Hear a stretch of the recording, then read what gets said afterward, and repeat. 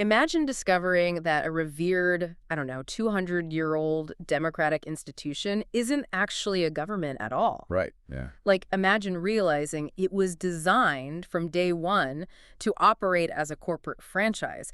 Basically, a limited liability company where the politicians are just middle management and the voters are simply consumers holding a very, very weak warranty. It's a completely wild concept. Right.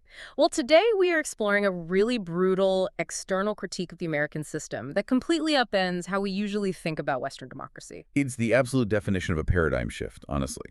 We are looking at a framework that views the entire apparatus of the United States government not as a living, breathing community project, but, well, as a rigid corporate structure built to protect a specific class of shareholders. Exactly. Because we know you, the listener, are constantly looking to understand the why behind global headlines. You want to look at the world from multiple angles, not just the one right in front of your face. Which is so important right now. Yeah, it really is. So to do that, our grounding material today is a translated transcript from a highly influential Chinese television program called This is China. Specifically, we're looking at episode 168. And this episode features two very prominent Chinese academics, Professor Zhang Weiwei and Professor Fan Yongpeng. Right. And our mission for this deep dive is to unpack their very specific structural analysis of American institutions. But before we dive into the mechanics of this critique, we really need to establish some ground rules for this discussion. Good point, yeah. Let's set the stage. Because the material we are analyzing today contains some highly politically charged viewpoints. I mean, it presents a stark, unforgiving critique of Western democracy while explicitly praising the Chinese political system. Right. So we want to be crystal clear here. We are not taking sides, endorsing or validating these arguments. Our goal is just to impartially report on the text provided. Exactly. We are just opening a window into how American institutions are systematically analyzed from a Chinese academic framework, so you can understand the actual mechanics of that perspective. Right. So where do we start? Okay, let's unpack this. According to the broadcast, the central thesis isn't the familiar narrative that the American system is a currently failing democracy. Right, which we hear all the time. Yeah, exactly. The argument here is that it was never a true democracy to begin with. Wow. Instead, these academics argue the U.S. system was designed from the ground up as a limited liability company to serve the propertied elite. A limited liability company. That is such a specific phrase. It is. And they say that to maintain that power, the system structurally avoids taking responsibility across three major dimensions. Those are time, space, and structure. Okay, so if we connect this to the bigger picture, to truly understand why they view the U.S. system as a corporate entity, we first have to look at that first dimension, which is time. Specifically, how the American system treats historical continuity versus how it treats the future.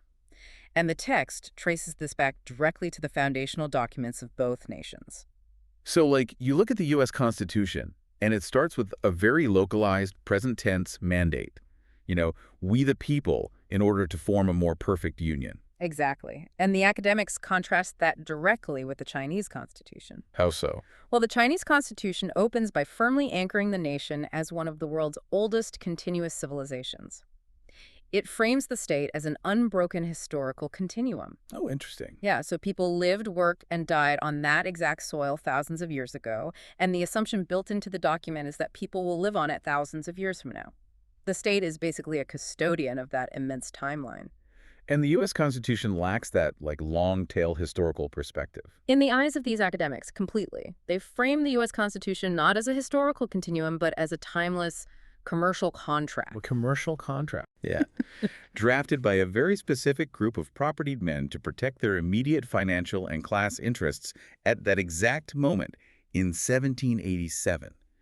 It is purely transactional. Well, if it's purely a commercial contract, the obvious question is, what happens to the people who weren't in the room to sign it? Exactly. Specifically, future generations. I mean, they didn't sign the contract, so why are they bound by its debt? Well, according to the source, they are entirely left out of the liability equation. The broadcast argues this foundational structure traps the American system in severe short-termism. Right, because of elections. Yes, elected officials only hold power for 2-year or 4-year cycles. So their primary directive is just to survive the next election. which structurally forces them into short-term, highly visible policymaking. Exactly. So it's like a CEO optimizing only for the next quarterly earnings report, deliberately ignoring whether the company will actually exist in 10 years. That is a perfect analogy. And the broadcast points to some massive historical example to illustrate the sheer cost of this short-termism. Like what? They analyze the Bush administration's initiation of the wars in Iraq and Afghanistan, alongside the Obama administration's massive bank bailouts during the 2008 subprime mortgage crisis. Okay, let's look at the mechanics of that. So a politician in 2008 faces a total economic collapse, right? Right. They authorize trillions in bailouts to stabilize the market immediately, basically to save their political standing in the present. Yes, but the multi-trillion-dollar debt generated by those bailouts, or the decades of compounding costs from the Middle Eastern conflicts, all of that is pushed entirely onto future generations. Who couldn't vote on it? Exactly. Those future taxpayers had absolutely zero democratic voice in those decisions. The politicians secured their short-term political survival, executed trades with permanent consequences, and then simply walked away from the liability when their term ended. Wow. A literal limited liability government. They make the risky trades, collect the political capital, and the unborn generations are left holding the bag. Yeah, and the broadcast contrasts this heavily with their view of the Chinese system. They highlight China's structural ability to execute 10-year, 20-year, and even 50-year long-term planning. Because they don't have the constant turnover. Right. Because the Chinese apparatus isn't bound by short-term electoral cycles, the source argues it can prioritize the actual long-term survival and prosperity of the civilization, balancing the past, present, and future without having to constantly pander for immediate votes. Okay, so if short-term survival is the only goal for an American politician, how do they actually win those frequent, localized elections? Right. The academics argue they do it by actively fracturing the country, which brings us to the second dimension, space. Yeah, and when the text discusses space, it refers to both geographical and cultural territory. Okay. The source argues that to win elections, the American system inherently relies on dividing its population, and it starts mechanically with the concept of electoral districts. Right, because a representative in Congress isn't elected by the whole country. They are elected by a tiny, artificially drawn slice of the map. Exactly. And because representatives are tied exclusively to local or special interests within their specific districts, they are structurally prevented from having a unified national vision. It just becomes a free-for-all. It degrades into a chaotic marketplace. Local factions are constantly bargaining for their own special interests, funneling resources back to their tiny geographic footprint, rather than looking out for the macro-level national good. And the broadcast describes the two-party system as a machine designed to exploit these localized divides. Like, to mobilize voters, politicians deliberately inflame cultural tensions. Yes, exactly. But wait, let me push back on this critique for a second. I mean, isn't the American system of federalism, the deliberate division of power between the federal government and the individual states, isn't that designed precisely to prevent tyranny? That's the traditional Western view, yes. Right. By decentralizing power, you stop one massive faction from dominating everyone else. How does the source reconcile that foundational democratic idea? What's fascinating here is that the source views federalism not as a democratic safeguard, but as a fatal systemic flaw. Really? A fatal flaw? Yes. They argue that because the federal government only possesses powers expressly granted to it by the states, the country lacks true cohesive authority. When intense national disagreements arise, federalism allows the country to literally split into hostile, incompatible camps. Oh, man. The broadcast actually called it the United Divided States. They did, and they point to the most polarizing issues in the U.S. today, things like abortion rights, gun control, immigration enforcement. Where the laws are totally different depending on where you live. Exactly. Because of federalism, different states are implementing radically opposed policies on these existential issues. The academics argue this geographic fracturing is destroying the cultural and social space of the nation, making a shared national reality impossible. So how does the Chinese system handle that kind of regional diversity? According to the source, I mean, China is huge. They argue the Chinese system successfully balances highly diverse interests, local municipalities, ethnic minority groups, the military, urban, and rural populations by unifying them under the leadership of a single party. Okay. In their framework, this ensures that no single special interest or rogue geographic region can hijack the government. The overall interest of the nation is protected. While they view Western multi-party democracy as basically legalizing corruption. Right, by allowing the most powerful special interests to buy geographic influence at the expense of national cohesion. Okay, but if politicians are structurally locked into fighting these highly polarized local cultural battles just to survive the next election cycle, who is actually steering the macro state? That is the million-dollar question. Right. Someone has to be managing the broader economy and the legal framework while all that fighting is happening. And this brings us to the deepest, most critical flaw identified in the text, the third dimension, structure. The source asserts that the most vital national functions, law, money, and state administration, are controlled by institutions completely immune to voter accountability. Wow. Immune. Yeah. They outline 3 pillars of this unelected power, beginning with the judiciary. The Supreme Court. The broadcast referred to it as a legal dictatorship, which is a heavy phrase. Very heavy. The academics argue that because Supreme Court justices are unelected and serve lifetime appointments, they operate entirely outside democratic oversight. Right. You can't vote them out. Exactly. They claim that under the guise of legal neutrality and professional interpretation of that commercial contract constitution, the court actually serves the demands of capital and the will of the ruling class. Their rulings shape the daily lives of millions, yet voters cannot fire them. And the second pillar seems even more insulated from the monetary system, specifically the Federal Reserve. This is a really crucial part of their structural critique. The broadcast highlights that the Federal Reserve is essentially a private banking entity, not a transparent government agency accountable to the electorate. Right. They cite the American author William Grider, noting that the true structural purpose of the Fed is to insulate capitalism from democracy.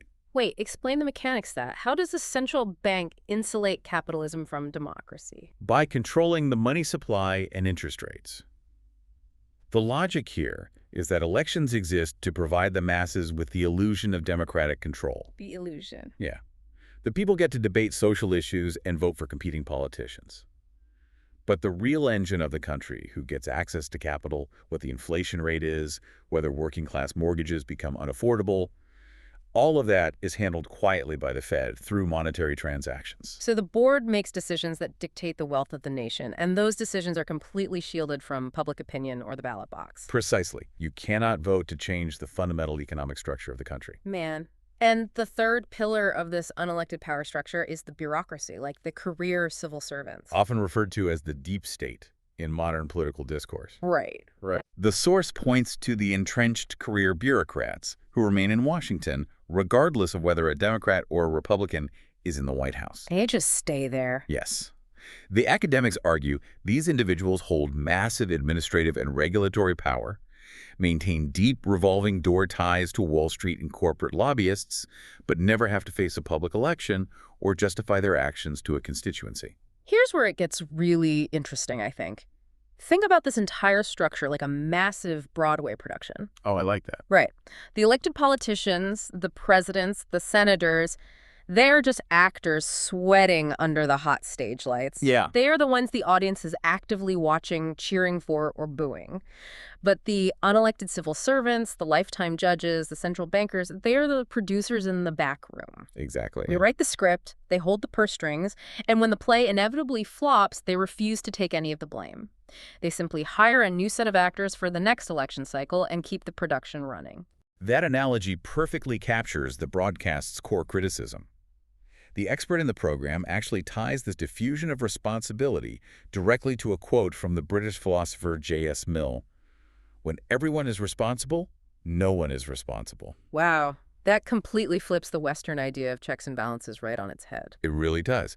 The academics argue that the entire Western concept of the separation of powers, the very checks and balances that Americans are taught to revere as the genius of their system, is actually just a sophisticated legal mechanism to grant the government immunity. Immunity from what? From accountability.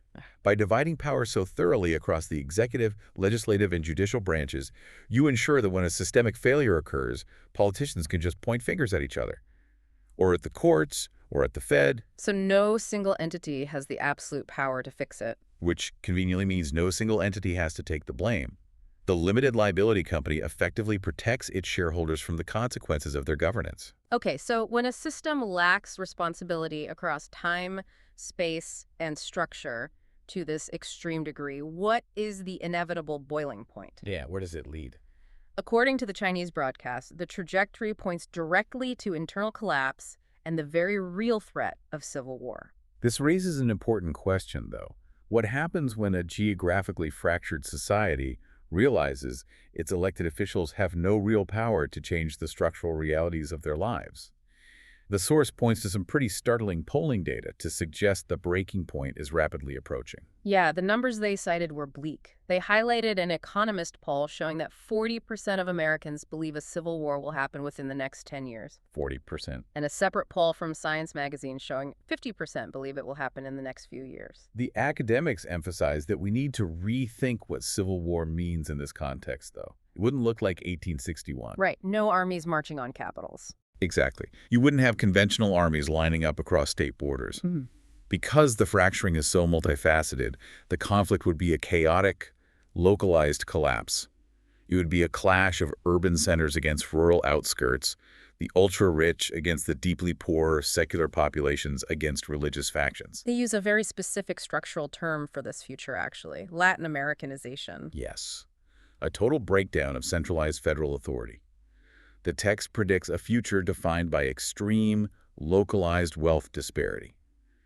You would see the elite classes physically retreating into heavily fortified, privatized urban zones, relying on private security and bulletproof infrastructure. Basically leaving the vast majority of the country to manage systemic, unmanageable poverty and unchecked local crime on their own, completely abandoned by the state. Exactly. And they didn't base this entirely on civilian anxiety polls either. The broadcast highlighted a very severe warning from within the American military establishment itself. Oh, right, the letter. Yes.